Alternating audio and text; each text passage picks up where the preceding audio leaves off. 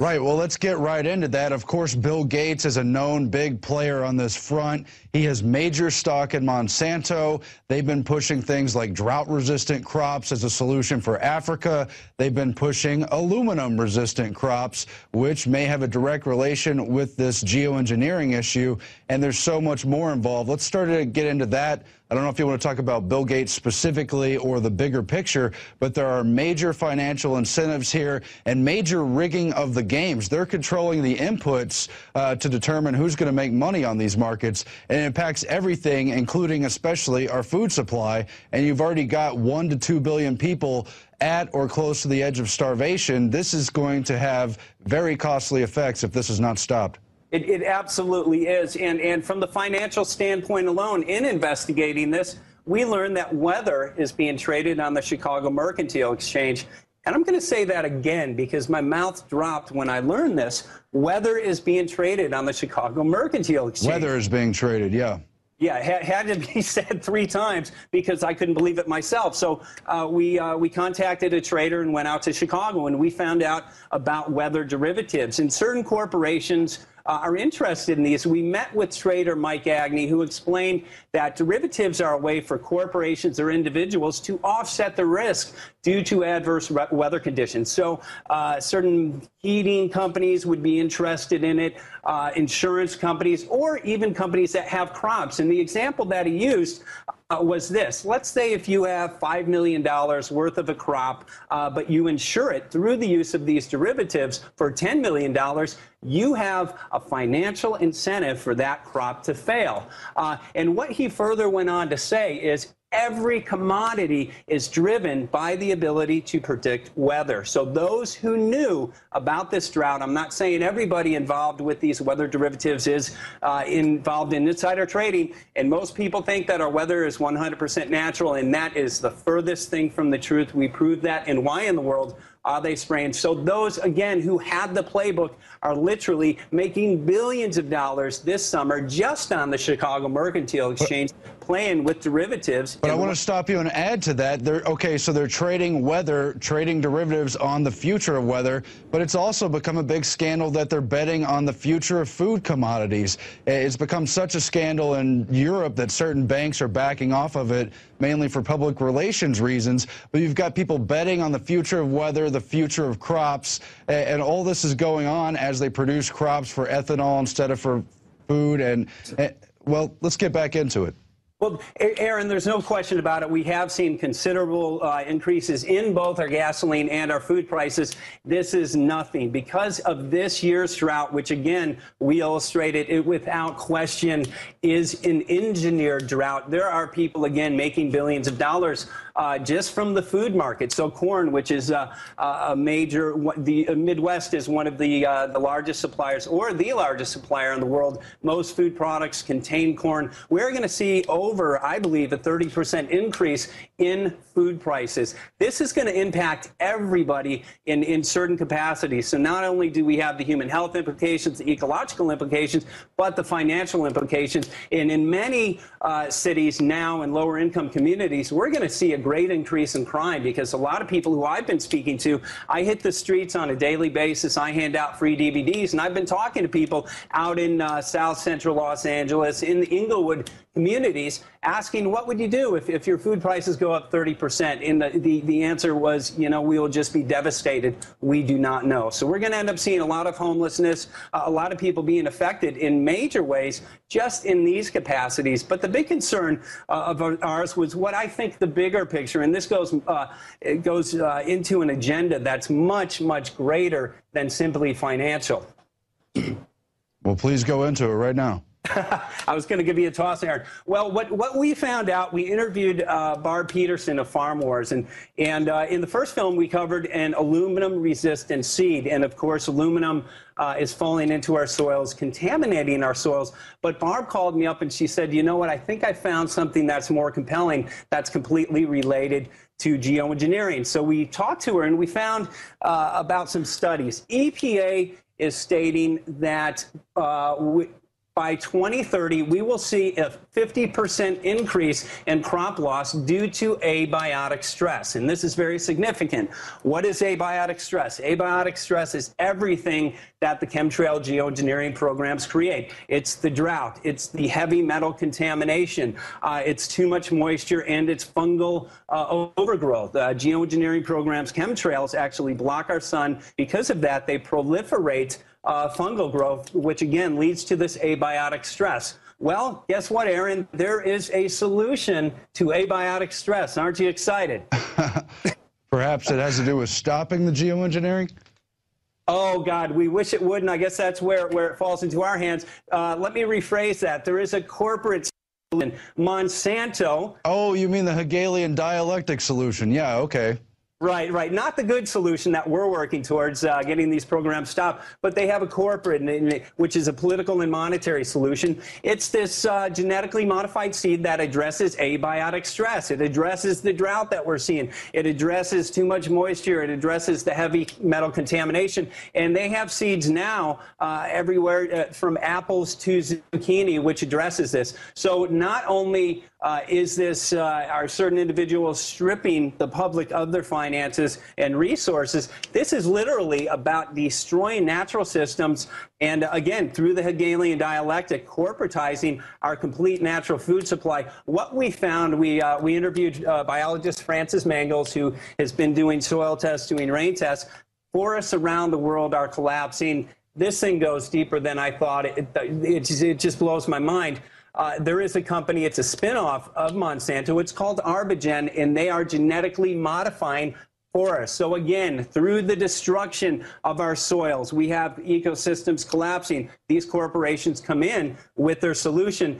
Aaron, this is prophesied in every major religion. So we have this big corporate governmental conglomerate, which I call the beast, that wants to desperately control everything. So through death and destruction, they are literally destroying our ability to live independent and live off of nature. I spend a lot of my time on an organic farm in Maui when I'm not here working with Barry Kulski, who's my co-producer with films. And we live independent from the corporate system. Primarily, we grow our own food. We're dependent on rain, sunshine, and natural seeds. Well, the concern that we have, the farmers that we've interviewed, have seen between a 60 and 70% decline in their ability to grow natural organic foods. So we're seeing family farms, we're seeing smaller farmers, either go out of business, and the ones that go out of business are forced to sell their farmlands. This is directly related as well to Agenda 21. There's been a company owned by George Soros who is now coming in. They're buying that farmland at pennies on the dollar. But the ones that want to stay alive end up going to these genetically modified seeds. So again, through the death and destruction of our natural systems, these corporations are literally usurping the authority of nature or the authority of God, and they're bringing it under corporate authority so that these natural systems can be controlled by corporations and the entities who control these corporations. Well, yeah, they're trying to eradicate the natural order of things, literally turning on its head from, you know, the basic gardening idea of plucking out the weeds and keeping the things you want to grow.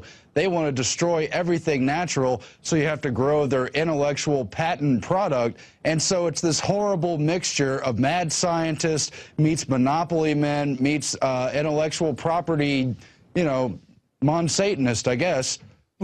Satan. And Aaron, this comes down to the real basic premise. This conglomerate, the people behind this, they want to be life. They want to be the source of life, and through genetic modification, they are. Now, if we allow them to continue this, and if we allow them to continue to corporatize every natural system, they will have complete control over our food supply. That gives them complete control over the population. It gives them complete control over the world. And geoengineer David Keith made a statement about 2 years ago. He stated, geoengineering gives man godlike power. These people are literally playing God. And again, they're selling this to the public as, you know, some of you are going to be really affected in a negative way. Geoengineers state that if they implement these programs, there will be droughts in Africa and Asia. And geoengineers are having this dialogue. They're stating, how do we deal with this issue of equity in terms of the people who are losers? How do we deal with that? How do we compensate the countries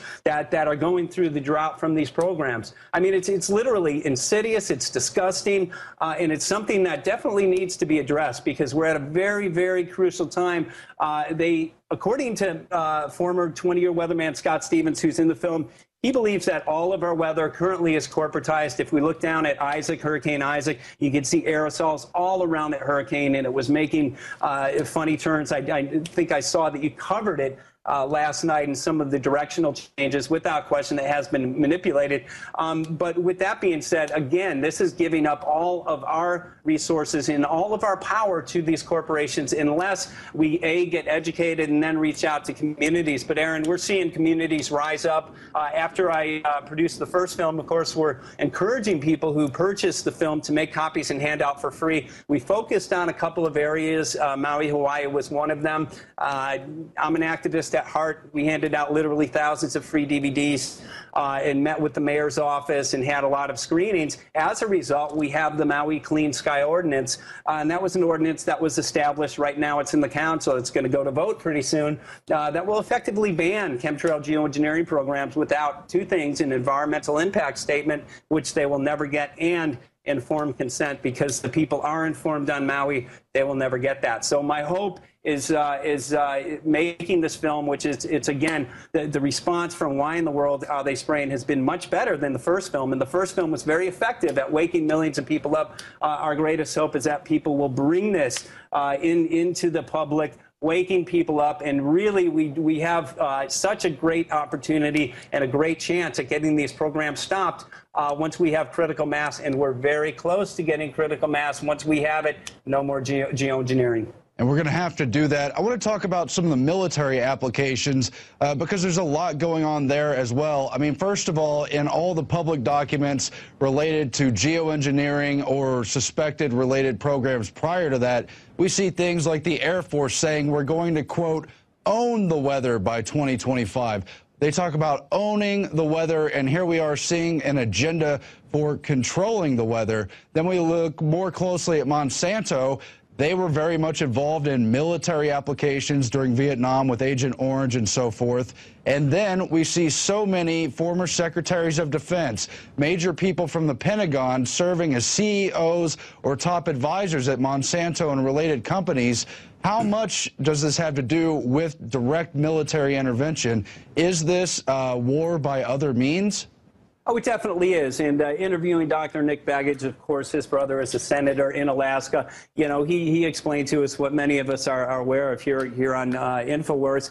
The military is controlled by corporations. Our government has been hijacked. So, but initially, I think weather control had good motives, you know, back 100 years ago, and it was to help people who were having droughts. But now we have it in this technology that has been put into the hands of militaries. And militaries were interested at first, I think, to protect their countries. Owning the weather by 2025 is a stated goal of our military. And in the paper, it talks about the weather acting as a force multiplier. So the ability to control weather, you can literally cripple an enemy's supply lines like they did in Project Popeye in the Vietnam War, where through the use of this technology, they actually flooded out the Ho Chi Minh Trail. With a very high amount of rain.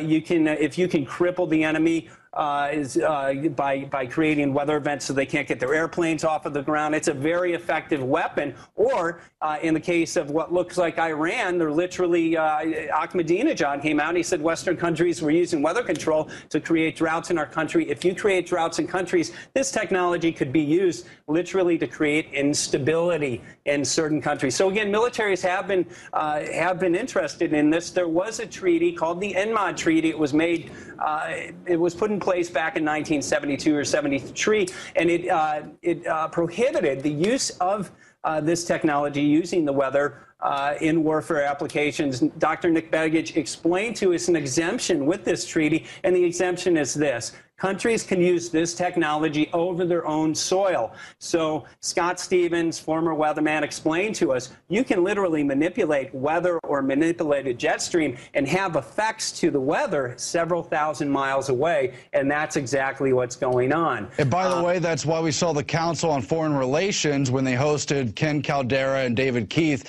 debating the question, can we ethically or in terms of international relations get away with unilateral geoengineering? That's right, and they are talking about forming global governance to monitor these programs. They're stating, you know, once we start, of course, they have started, who gets control of the thermostat? You know, they said you could imagine there would be wars. So, of course, we have to consolidate an enormous amount of political power into our hands. Yeah, our hands. We would be the good stewards of this. The answer is quite simple. God-like power in the hands of these fools? No, we're not going to accept it.